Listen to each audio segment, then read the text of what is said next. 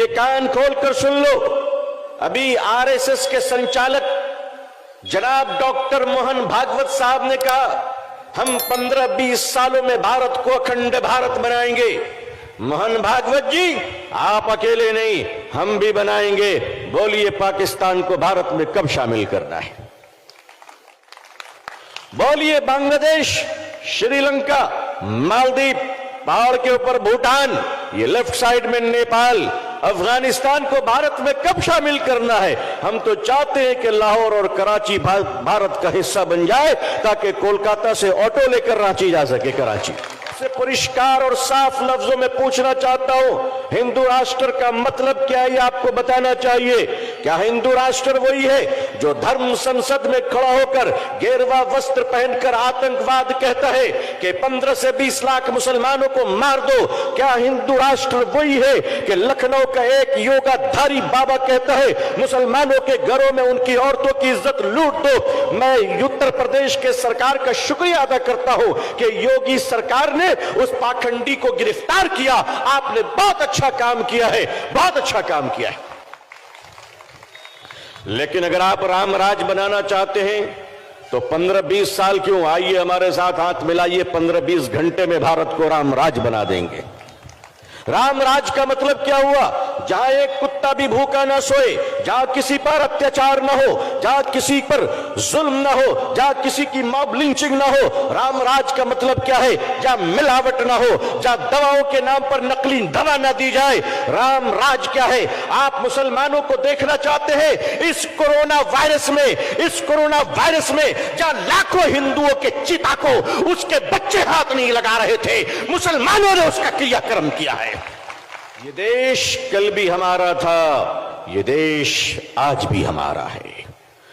कुछ लोग मरने के बाद दरिया के पानी में बह जाते हैं, हम मरकर भी कब्र में लेटकर भारत की रक्षा करते हैं। तुम्हारे अंतिम संस्कार हम करें, तुम्हारे चिता को अग्नि हम दें, और तुम हमारे घरों को बुलडोजर से तोड़ते हो। भारत संविधान से चलेगा, बुलडोजर से नहीं चलेगा। कि दिलों में अब कोर्ट की इज्जत नहीं है। अरे हमसे पूछो, बाबरी मस्जिद तुमने छीन लिया, हमने सीने पे पत्थर रखकर कोर्ट के फैसले का सम्मान किया है। हम कोर्ट के फैसले मानते हैं तो मस्जिद को भी दे देते हैं, बर्दाश्त कर लेते हैं। आप बुलडोजर चलाते हो तो ऑनरेबल सुप्रीम कोर्ट के ऑर्डर की भी इज्जत नहीं करते। ये देश कहां जा रहा है? आज लीटर 200 रुपए भी हो जाए, कहते हैं मुसलमानों की दुश्मनी में कबूल कर लेंगे। आज अजान पर बात आ गई। मैंने देखा एक न्यूज चैनल की बेचारी हमारी बहन हल्दीराम में जाकर कह रही कि तुम्हारे पैकेट में उर्दू क्यों लिखा हुआ है। अच्छा, तो मेरी बहन, हल्दीराम की पैकेट में उर्दू लिखने से तुमको बहुत तकलीफ है, तो तुम्हारी कंपनी जो तुमको सैलरी देती है 2000 का नोट, उसमें भी तो उर्दू लिखा हुआ है। अरे भाई, है कि नहीं है? अरे नोट में भी तो, नोट को भी छोड़ दो। आज इनको अजान से तकलीफ है, कहते हैं अजान क्यों हो रही? अजान आज पहली बार हो रही है। अरे अजान है तो भारत जिंदा है, भारत जिंदा है। और अजान से तकलीफ है तो आज भारत के कई करोड़ हमारे हिंदू भाई अरब के देश में रहते हैं, सुबह से शाम तक अजान सुनते हैं, उनको कोई तकलीफ नहीं होती है। वो अजान सुनते कि नहीं सुनते? वो अजान सुनते, मगर रियाल मिले तो अजान कबूल है, दिनार मिले तो अजान कबूल है, दिरहम मिले तो अजान कबूल है। भारत आते ही पता नहीं कान में अजान से तकलीफ क्यों होने लगती है। भाई, हम तो कहते हैं कि अजान देने से शैतान भागता है ना?